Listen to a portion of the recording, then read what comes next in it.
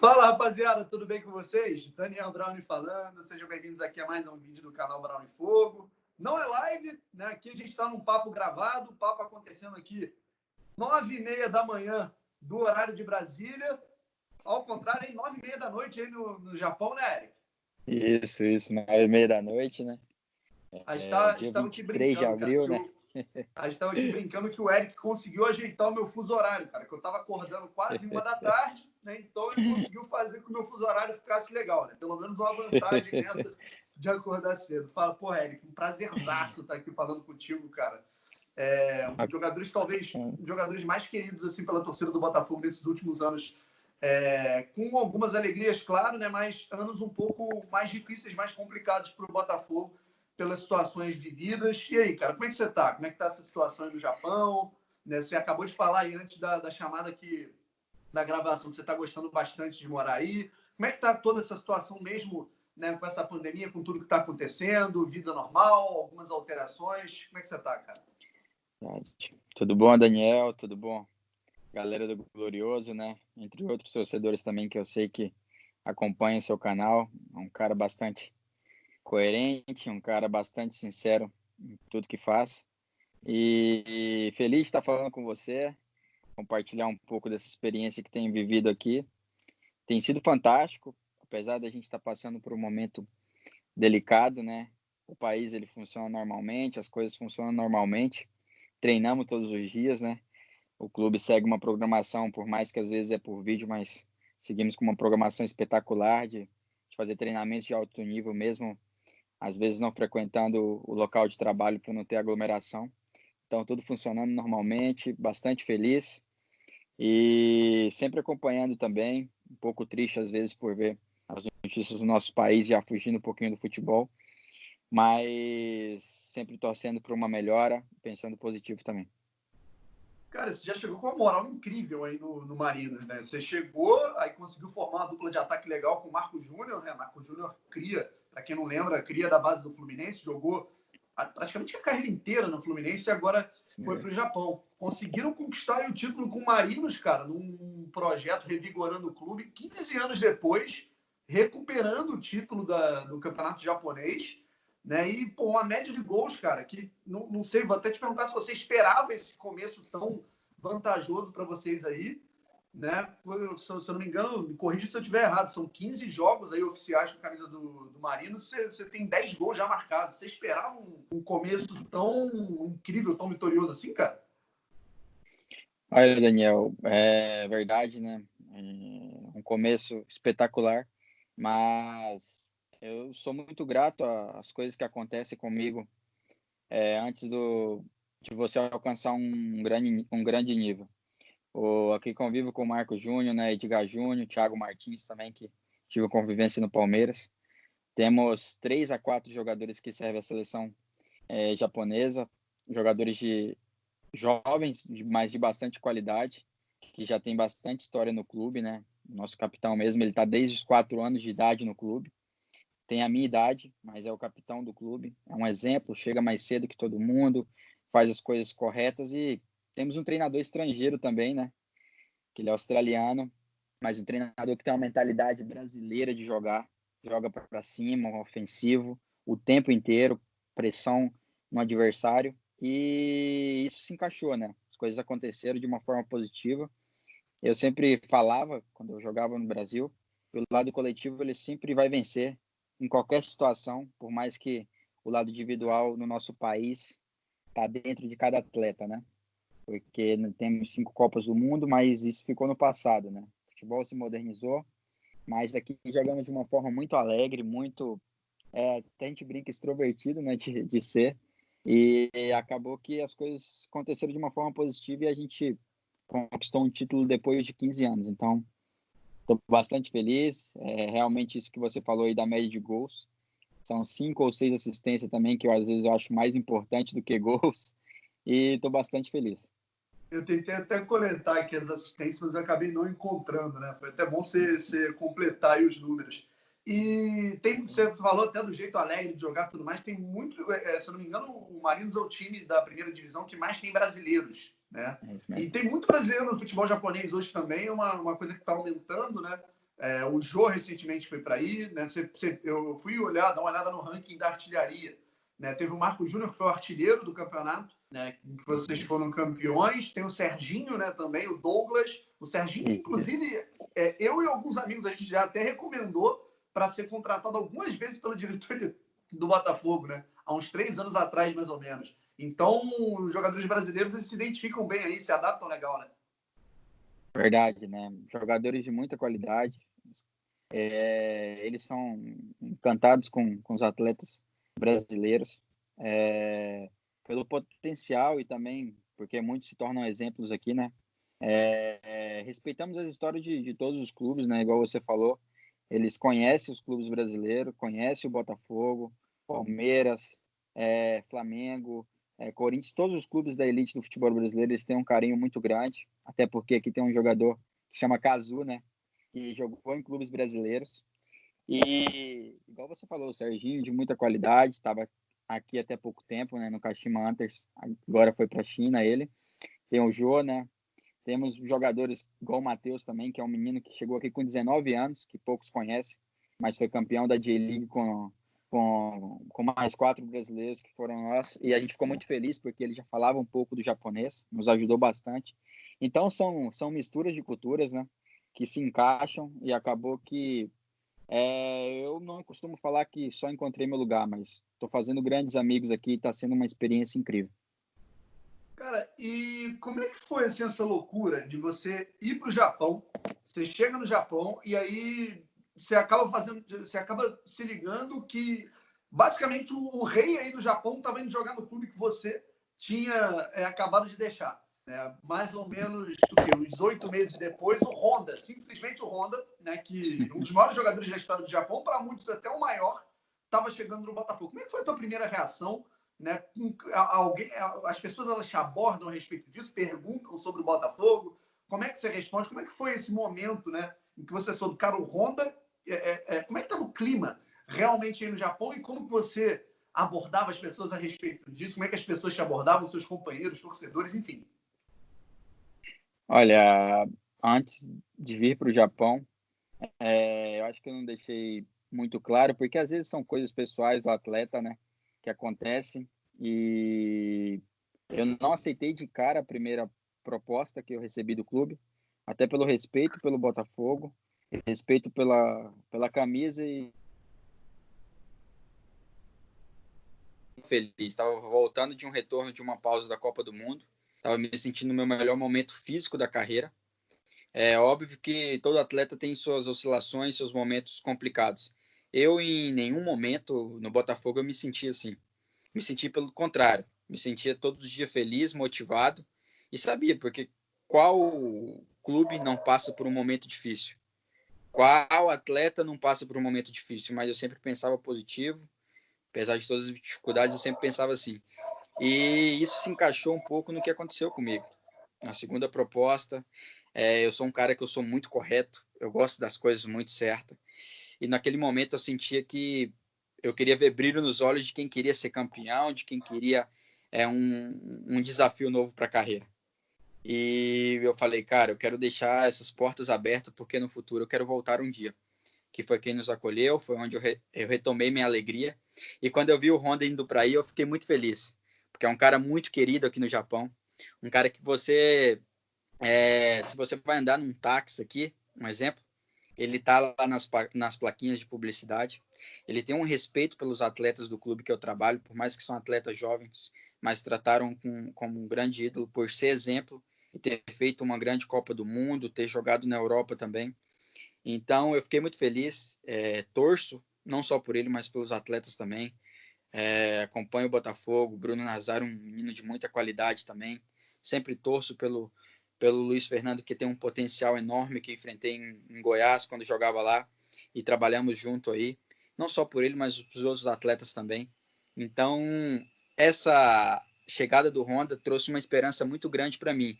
Não só que não só como torcedor, mas como uma pessoa que quer ver o bem do clube também.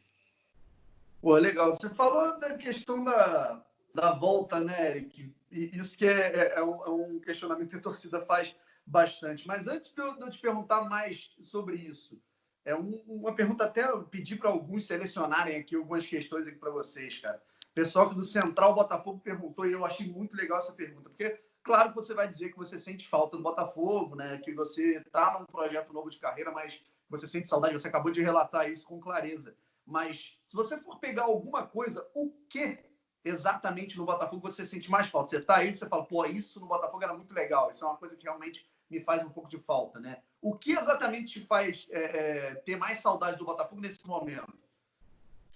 Olha, Brown, opa, que sempre vai acontecer os organizar aqui, peraí. Você está me escutando bem?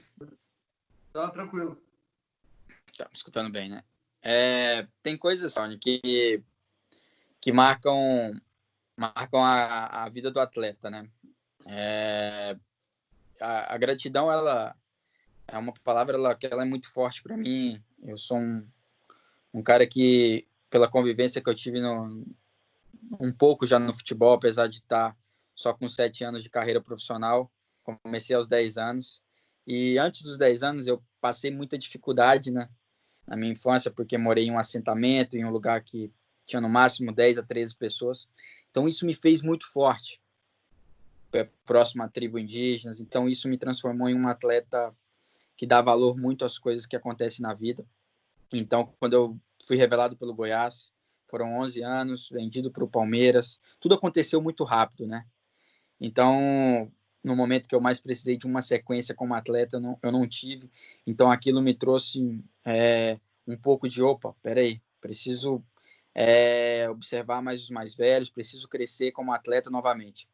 E foi no momento que eu fiz a escolha, quando eu saí do Atlético Mineiro, de ir para o Botafogo. Eu acho que realmente eu escolhi o lugar que eu fui escolhido também, né?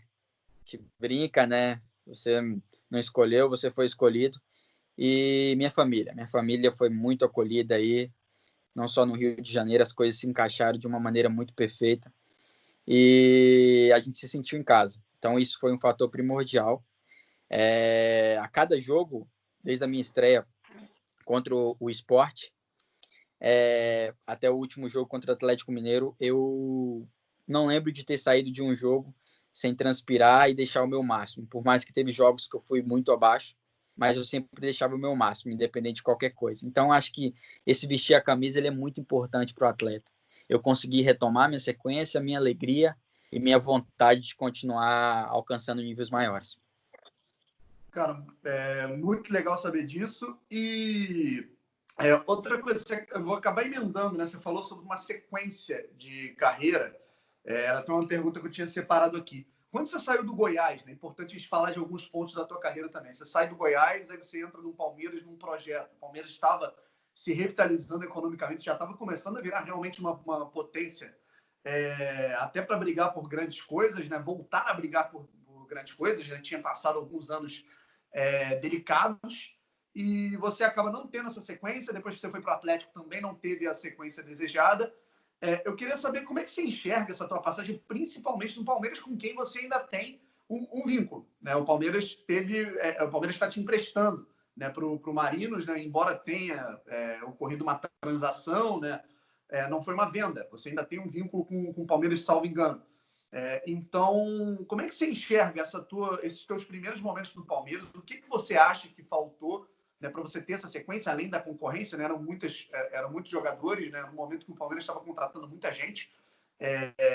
E, claro, né, para completar, reforçando, né, acho que você acabou de responder mesmo, né, quão importante foi o Botafogo nesse processo todo. Né? E se você pensa além, claro, na situação do Botafogo, como você pensa esse vínculo ainda com o Palmeiras? Não sei, né, até onde vai esse vínculo, né, mas se você pensa também numa projeção no próprio Palmeiras, né, enfim. Olha, pergunta muito bacana, algo assim que é bom a gente escutar, porque o Palmeiras, para mim, foi muito importante. Primeiro período que eu fui vendido, a gente já tinha começado ali um projeto de um grupo que tinha acabado de ser campeão da Copa do Brasil, né? E foram contratados grandes jogadores também poucos conhecidos, e a gente fez um grande grupo. Infelizmente, no início do ano foi um pouco turbulento, com a eliminação da Libertadores, a não conquista do Paulista, só que a gente tinha um foco, né? Que era conquistar um campeonato brasileiro que o clube não conquistava há muitos anos, muitos e muitos anos. Tinha, se eu não me engano, era mais velho que a idade do Gabriel Jesus, do Roger Guedes, e tinha a minha idade, o título, que não conquistava mais. E foi um ano que quebramos muito tabus. Eu tive até uma sequência boa em um momento especial. E o momento que eu não tive a sequência, eu procurei crescer muito como atleta nesse momento, que era respeitar o companheiro da posição, por saber que tinha um grande grupo também. E isso me fez mais forte também. E querendo ou não, no outro ano, quando você participa de uma conquista tão especial como essa, você espera ter uma sequência maior, né? E foi o momento que eu não tive. Foi um momento também que continuei com muita paciência, não tive nenhuma lesão no ano, infelizmente só tive 13 oportunidades de jogar naquele ano, que costumo falar que não é 3 ou 2 minutos, né? Uma partida para um atleta, principalmente que tem velocidade, que gosta da intensidade do jogo, 2 minutos ou 5, ele não é suficiente para mostrar o que você quer deixar ali dentro. Então, 2017 foi um ano muito difícil. E aí eu tive que ter um pouco de personalidade, bati no peito e falei que eu precisava sair para me retomar meu futebol. Eu joguei acho que 25 jogos no Galo, 24 a 25 jogos, né? Não alcancei um nível bom, isso eu bato no peito e assumo toda a responsabilidade que eu não consegui mostrar o meu futebol, não consegui ser um grande atleta, e o atleta ele tem que reconhecer, isso faz parte.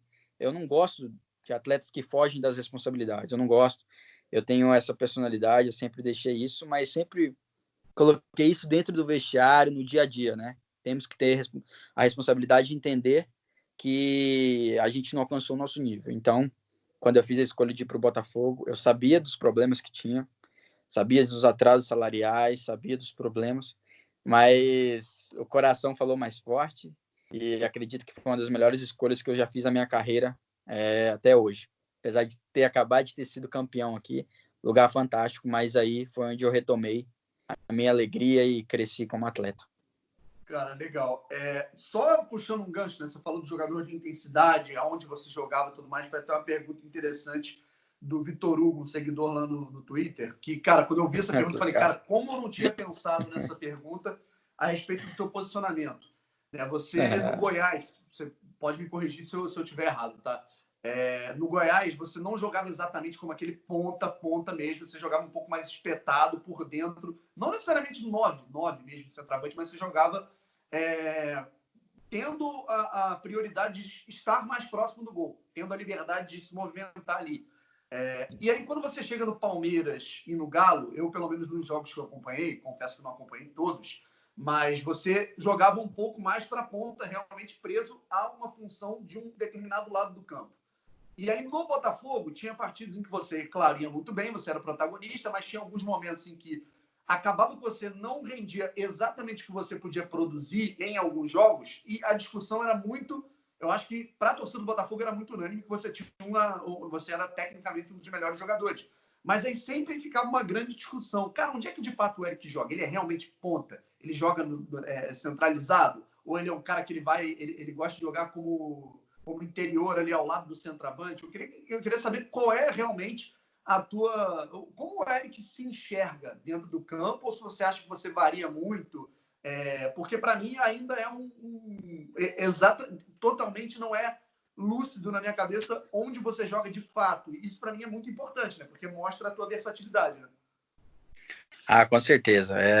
Isso eu gosto muito de falar sobre isso, porque para quem está de fora, ou para quem não vive lá dentro, a partida em si, ela tem várias situações.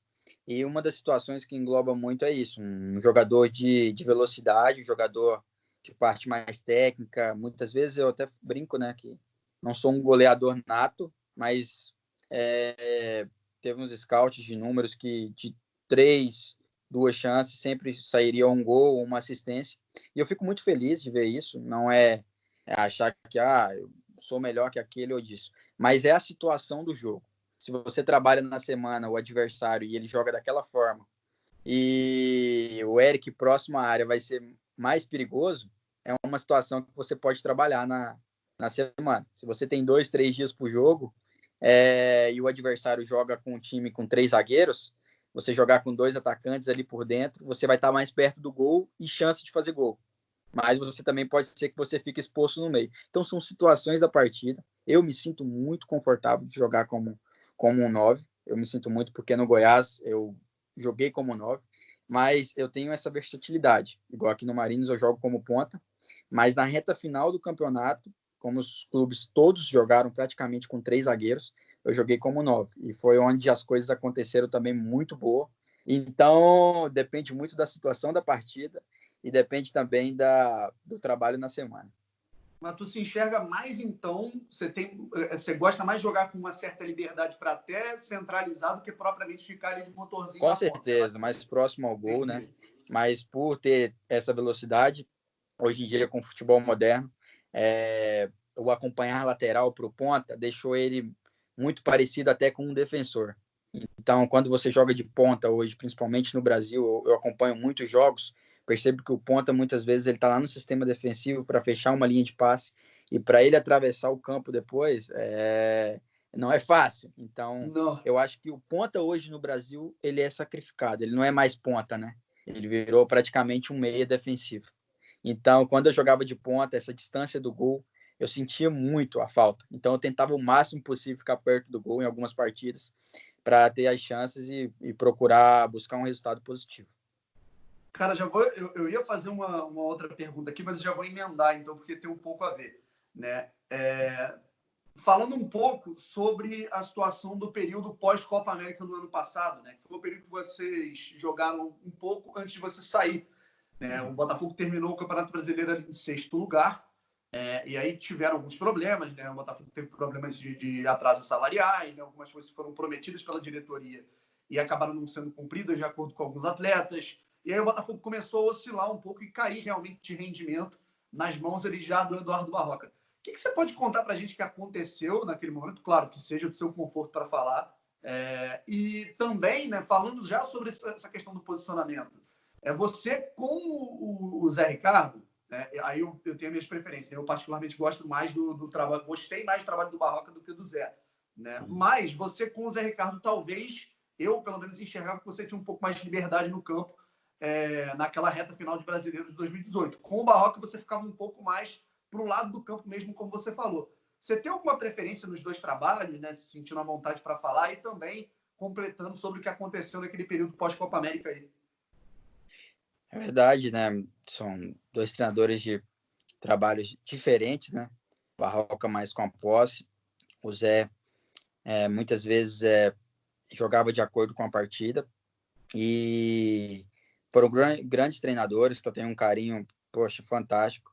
O Zé principalmente porque quando eu saí do Atlético Mineiro foi ele que me procurou junto com o Anderson Barros, falou que desde a época do Vasco queria ter trabalhado comigo, me deu essa confiança, né, que foi onde eu retomei a alegria. O Barroca foi fantástico também por conhecer, que eu não conhecia o trabalho dele, quando eu conheci um trabalho de posse, poxa, a gente ficava, ele brincava com o porrete, né, com a maioria do tempo do jogo, cara, fantástico, uma pessoa excepcional também, então foram 2 treinadores especiais, mas com características totalmente diferentes, queria ter trabalhado um pouco mais com cada um deles, porque você acaba crescendo muito quando você escuta, e esse período pós-Copa América, né, a gente estava em sexto ali, lembro que eu saí ali no finalzinho de julho, né, junho, após a partida contra o Atlético Mineiro, minha negociação foi fechada, e eu torci muito para que o clube continuasse mantendo o número de pontos, o nível, infelizmente, foi um segundo turno muito difícil para o Botafogo, complicado, né, às vezes eu torcia daqui, eu prometi que eu acordaria de madrugada e acabei acordando, deixei minha esposa brava algumas vezes, mas ela acabava acompanhando comigo também, porque você torce pelo clube, você quer ver o bem, mas fiquei feliz também no final que também o clube não teve problemas tão grandes que poderia ser pior. Cara, agora é uma pergunta que eu estou muito curioso para fazer. Né? Prometo que já está acabando, eu já estou tirando muito do teu tempo, Eric. Tudo bem, Mas vamos lá. Você sempre se mostrou, né, nas redes sociais uma figura muito simpática, né? Você sempre se mostrou um cara muito aberto, Eu sempre vi assim, vídeos, eu acho que eu já vi uns 100 vídeos seus, né, respondendo as pessoas, né, dando feliz aniversário, falando com as pessoas. Você sempre se mostrou realmente uma figura muito carismática, né? E não só, eu acho que, além do seu futebol, isso foi fundamental para que você caísse nos braços da torcida. Mas o Eric dentro do vestiário, o Eric dentro dos bastidores do clube, no Botafogo especificamente, né? Teve algum episódio, né, que você, cara, você se irritou, assim, você ficou irritado com alguma situação, você, porra, isso daqui não tá legal, não gostei, né? Um cara que, por exemplo, é muito assim, é o Jefferson, né? O Jefferson se mostra uma figura muito simpática, mas dentro dos bastidores a gente sabe que ele é um cara que cobra muito, né? Algumas situações que estão erradas no dia a dia do futebol. Teve alguma coisa que você tirou esse Eric com um sorrisão no rosto aí do sério, cara? Cara, teve muitos momentos, né? Eu costumo falar que esse lado aí eu gosto de guardar muito para mim, né? Que eu tenho um momento ali, um momento que eu tô às vezes olhando para cada companheiro, que eu gosto de ver o brilho nos olhos, né? Aquele sangue no olho, aquela vontade de vencer, aquilo ali eu sempre sou muito atento, né? Mas teve dois momentos que me marcaram muito aí, que eu nunca vou esquecer. Na verdade, foram três, porque tem uma partida que foi contra o Flamengo, que a gente ganhou de 2-1, que foi fantástico. Jogamos. Aquele dia foi um jogaço da parte coletiva, da parte de vontade, de raça, que a gente venceu de 2-1 no Newton Santos. Mas na despedida do Jefferson, você até citou ele, contra o Paraná, eu entrei no vestiário muito indignado, que era uma partida que. Aquela partida não era só para os atletas ali que estavam ali dentro, ali que ia ganhar 3 pontos e o campeonato iria acabar. Aquela partida ali, para mim, teria a última rodada que eu não poderia jogar, né? Eu estava emprestado do Atlético Mineiro. Era o meu último jogo dentro do clube. Então, aquele dia, eu acho que o Eric não deu um sorriso quando acabou o primeiro tempo. Foi um jogo no qual a gente saiu ganhando. Moisés acertou um cruzamento. Eu lembro que eu falo, cara, meu último jogo aqui, eu vou ter que voltar, né? Palmeiras fez o pedido para retornar, que contava comigo para a próxima temporada. E eu falei, eu vou deixar o meu sangue aqui, a minha vida. Porque pode ser que nunca mais eu tenha a oportunidade de vestir essa camisa. E era a despedida do Jefferson. Você olhava para aqui bancada, você via vários torcedores com camisa de goleiro. Nunca tinha visto isso na minha vida. Eu, E isso para inclusive, mim era me um marcou deles. muito. Isso eu estava muito indignado quando acabou o primeiro tempo, fiquei puto. Desculpa até a palavra aí, né? Fiquei puto de novo. Então, eu fiquei de cabeça baixa o tempo inteiro e quando a gente voltou para o segundo tempo, o Moisés acertou outro cruzamento lá, fantástico no chão. Consegui dar um carrinho, né? Tava com tanta raiva que eu fiz o gol até de carrinho. Então, eu novamente fui no Jefferson, né? E eu tenho guardado aqui até hoje que o abraço que eu dei nele foi o dia da despedida dele, né? Mas aquele ali também poderia ter sido minha última vez que eu vestiria aquela camisa. Naquele ano, né? Foi a última vez, mas você não sabe como vai ser o dia de amanhã, né? Um atleta, ele sempre quer o melhor, mas muitas vezes não depende só dele. Então, aquele dia eu joguei com muita raiva, principalmente a partir do momento que eu vi que a gente não estava fazendo um grande jogo. E contra o Defensa e Justiça, né? Tinha 10 mil botafoguenses, mas parece que para mim ele tinha 100 mil. Então, o campo estava alagadíssimo. O Rio de Janeiro caiu água para todo lado. Nem minha esposa conseguiu ir no estádio esse dia, que ela sempre gostava de ir. Então, Ela foi um aquele sufoco jogo para ali eu sair fiquei um muito sufoco para indignado. sair do estádio. Nossa, que loucura aquilo ali. Eu imagino para vocês que estavam lá.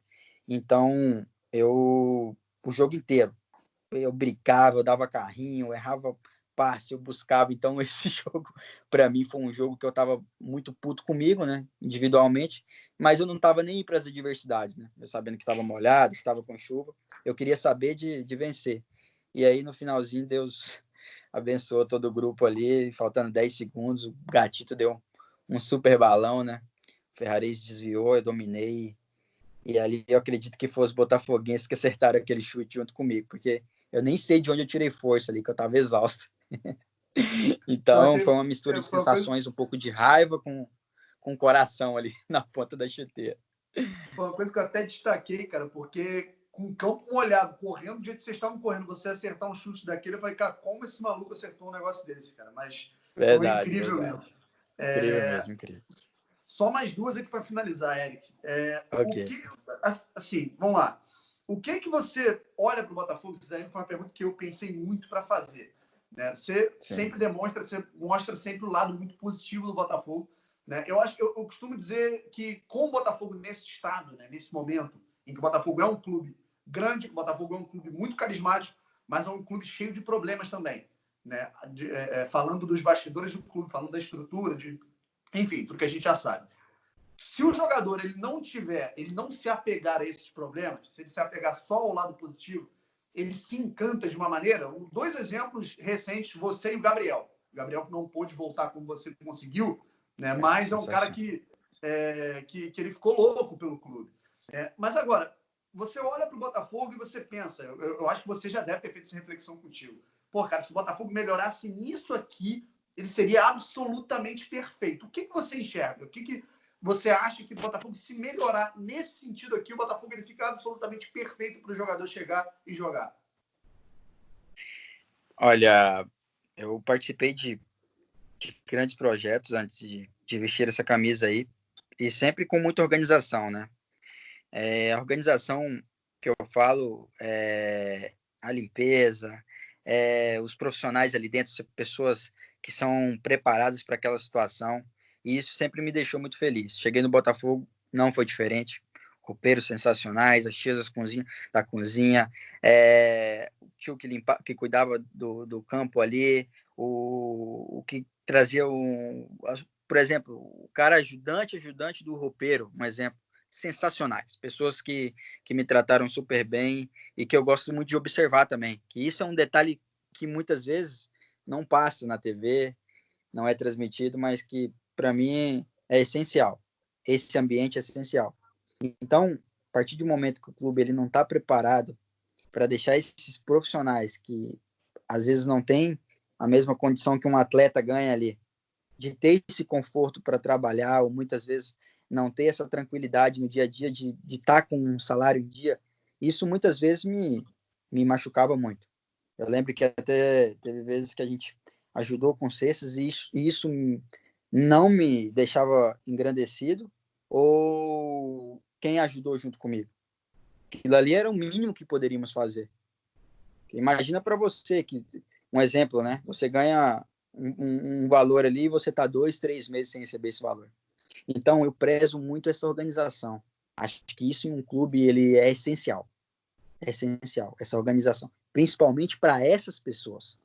E o Botafogo, quando eu vi que veio esse projeto, Botafogo SA, isso trouxe uma esperança muito grande. Foi logo assim, quando eu estava no meio da minha negociação. Não vou negar que eu tinha um desejo muito grande de continuar. Mas eu gosto de ver no brilho nos olhos, aquela vontade de ser campeão, e eu tinha um desafio muito grande pela frente. Eram 9 pontos de diferença, o Yokohama estava 15 anos sem ser campeão, e eu não olhei só para a história do Botafogo, porque eu já conhecia. Eu olhei o que eu posso construir agora na minha história esse ano ainda. Então eu precisava ver um brilho no olhar, né, que isso é essencial para a vida do atleta.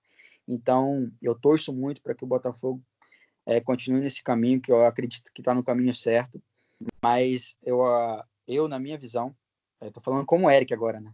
Eu acho que sempre é muito importante a palavra paciência, porque as coisas não acontecem da noite para o dia.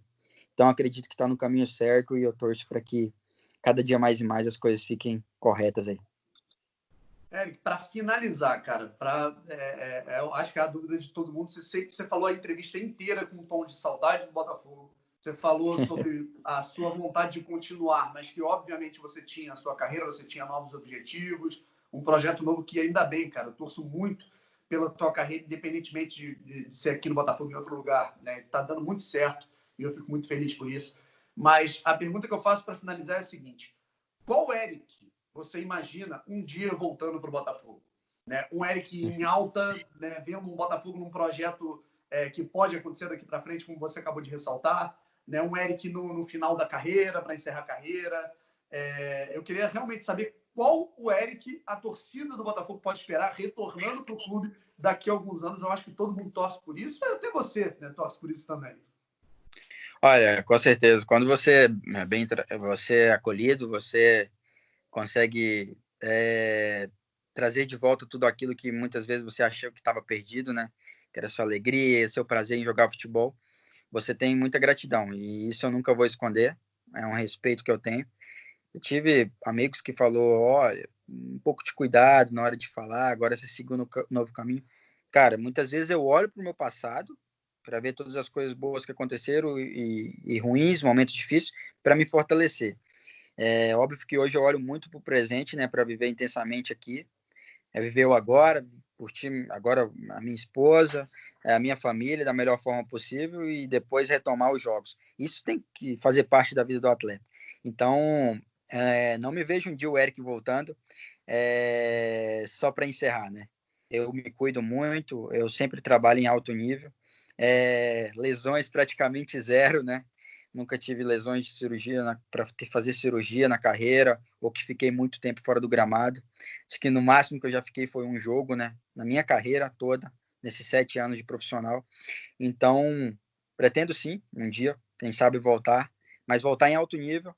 E se não acontecer, serei eternamente grato também, até porque, independente do que as coisas aconteçam na vida, eu sempre vou estar torcendo por vocês e tenho um carinho enorme. E um atleta, ele vive momentos extremos, então quero viver esse presente intensamente e sempre olhando para frente aqui, espero que esse lá na frente seja uma estrela aí, e essa estrela possa brilhar.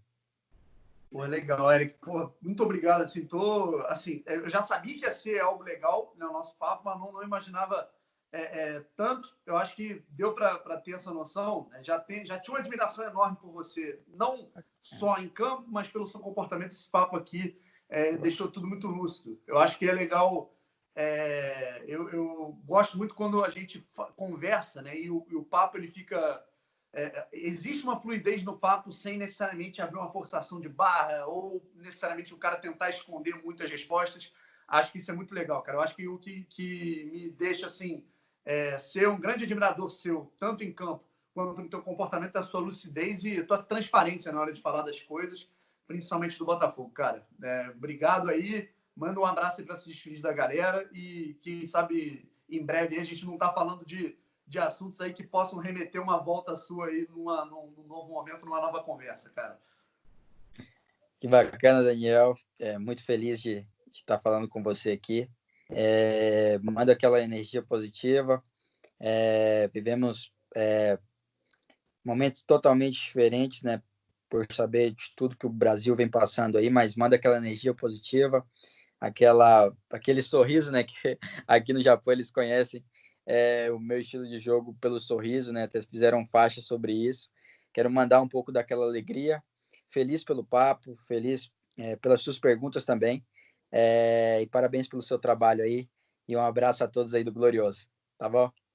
Muito obrigado, irmão. Pessoal, então vamos ficando por aqui. O papo hoje foi com o Eric, cara. Tá arrebentando lá no Japão, tem tudo para conquistar o mundo aí daqui para frente. E, quem sabe, um dia conquistar ainda muito mais coisas na carreira, vestindo a camisa do Botafogo novamente, beleza?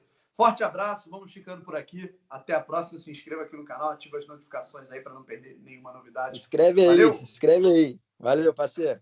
Tamo junto. Abraço.